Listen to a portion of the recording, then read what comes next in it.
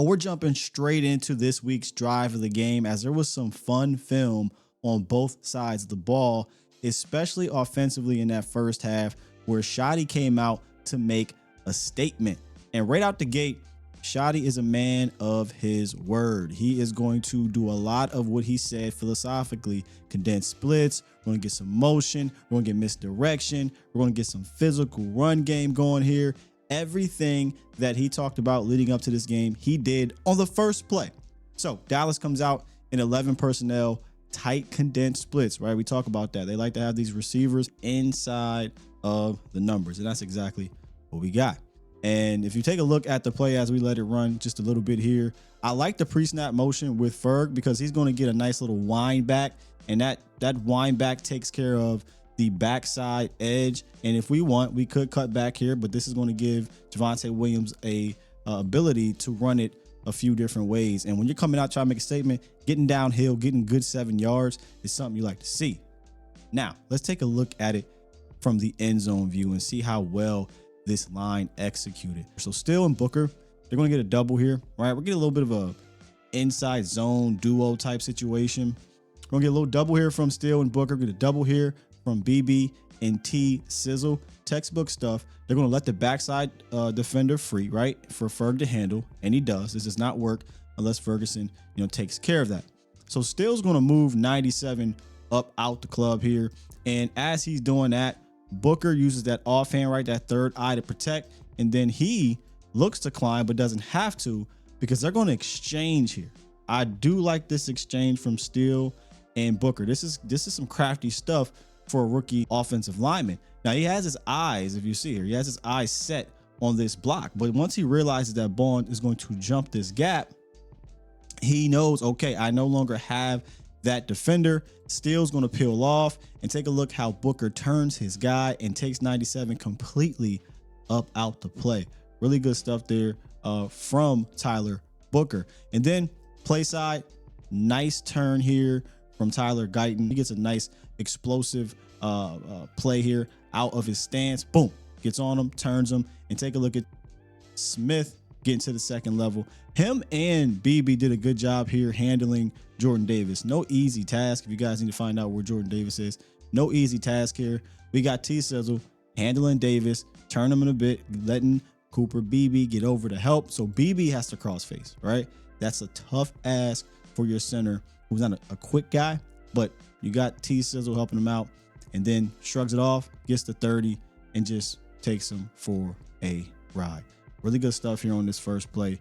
You love to see it. 7 yards to start off, right? Physical, downhill, plus you get the motion, condensed splits, everything you like to see.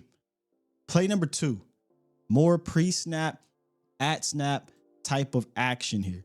Schotty had Turpin in motion at a career high 54% clip in this game, nearly doubled what he did last year. Here, Turpin's just going to get a jet sweep, and it's really not a big play or anything like that. I kind of would have liked to see Turpin potentially bounce this outside after he sets up Cooper DeJean, but I see what he's trying to do. He's trying to get what he can get, but I would have liked to see him possibly bounce that outside and maybe capture the edge and get a little bit more, possibly a bigger play. But for me, what makes this play interesting, right? And you guys tell me if you're seeing what I'm seeing with this situation. What makes this play interesting is I think Schotty could be setting up future opponents. He could be planting some seeds here to potentially pitch this thing to Jake Ferguson with Tyler Smith leading the way. Take a look right here at the snap, okay? You're going to get a pull, and again, a lot of pulls, a whole lot of action in this pull. We're going to get a pull here, and as he's pulling, take a look at Jake Ferguson, who he looks like he's looking back to catch the rock, right? Jake is not looking like he's going to block anybody. And then it seems like he puts his hands up to sell a fake pitch. Just something to keep in mind. I'm not totally sure and 100% certain that this play had options there, but it looks like this could be them setting this up for the future. 3 yards, nothing crazy here, but that play stood out to me because of that specific situation.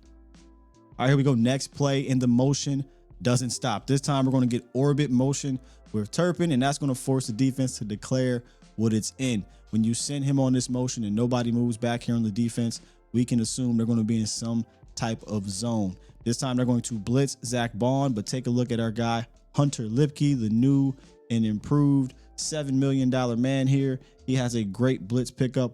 Boom, right there. And you get off coverage. We know this is a veteran quarterback.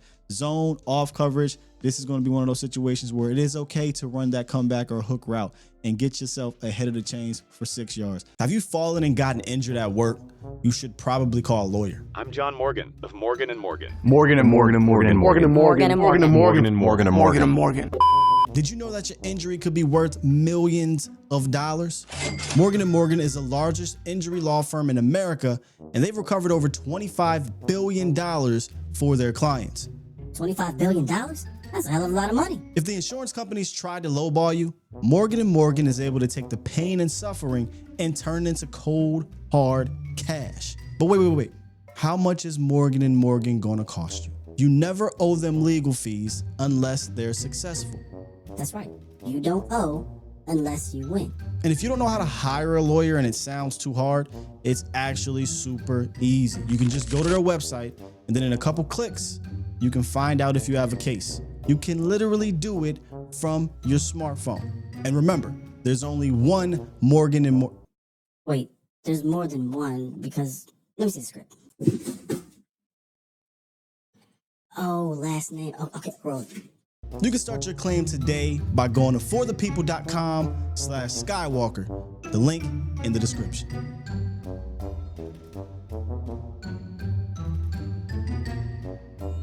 Okay, this play only goes for 3 yards, but it's the beauty in the details that sets up 3rd and inches for the Cowboys. So again, more pre-snap motion, right? We're going to pre-snap movement with Turpin, firing one way. He's going to fly back the other way.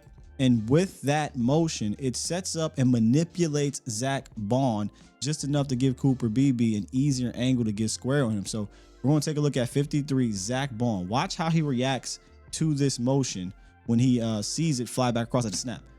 His first step is towards that area, and that gets allows BB, I should say, to get square on Zach Bond, and we get some green for our guy Javonte Williams. But again, the devil in the details, or the beauty, I should say, in the details.